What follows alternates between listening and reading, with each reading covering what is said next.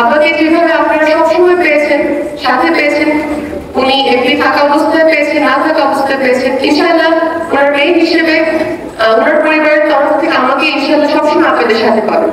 বিএনপির ভারপ্রাপ্ত চেয়ারম্যান তারেক রহমানের নির্দেশে দলকে জনগণের কাছে নিয়ে যেতে ও ৩১ দফা বাস্তবায়নের লক্ষ্যে বিয়ানীবাজার উপজেলার মাতিউরা ইউনিয়নের ১ ও ২ নং ওয়ার্ড বিএনপি ও অঙ্গ সংগঠনের উদ্যোগে আয়োজিত জনসভায় প্রধান অতিথির বক্তব্যে সিলেট ৬ আসনের বিএনপির মনোনয়ন প্রত্যাশী সৈয়দা আদিবা হোসেন এ মন্তব্য করেন।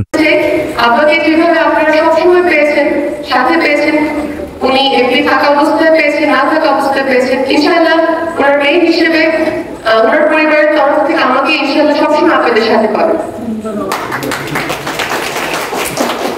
এবং আমার রাজনীতিতে আসা, আপনাদের পাশে আসা, অবশ্যই এই নির্বাচন করতে চাই বিএনপির ধানের শীর্ষ প্রতীক সিলেট ৬ থেকে, কিন্তু এই নির্বাচনের সাথে রাজনীতিতে আসার সুযোগ নেই, কোনো সম্পর্ক নেই। আমি বলবো এই নির্বাচনে আমি টিকিট পেলেও আছি, না পেলেও আছি, অবশ্যই টিকিট পেলে আমার কাজ করতে অনেক সুবিধা হবে। আপনারা আমার সাথে থাকবেন, আমরা একসাথে বিয়ানীবাজার এবং গোলাপগঞ্জে বিভিন্ন উন্নয়নের কাজকর্ম সম্পন্ন করতে পারবো।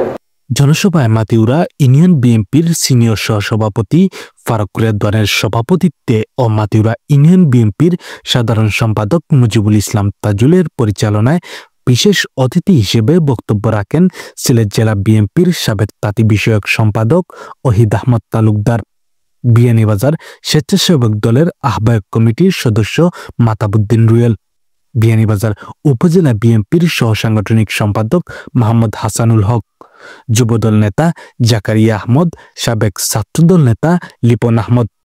এদিন সৈয়দা আদিবা হোসেনের সফর সঙ্গী হিসেবে উপস্থিত ছিলেন গোলাপগঞ্জ উপজেলা বিএনপির সিনিয়র সহসভাপতি আব্দুল কাদির সেলিম, আমুরা ইউনিয়ন বিএনপির সাধারণ সম্পাদক আব্দুল গফফার কুটি, লক্ষ্মীপাশা ইউনিয়ন বিএনপির সাধারণ সম্পাদক ফখরুল ইসলাম, গোলাপগঞ্জ পৌর ছাত্র দলের সদস্য সচিব টিপু সুলতান সহ আর অনেকে। শামিল হোসেন, জীবস 24।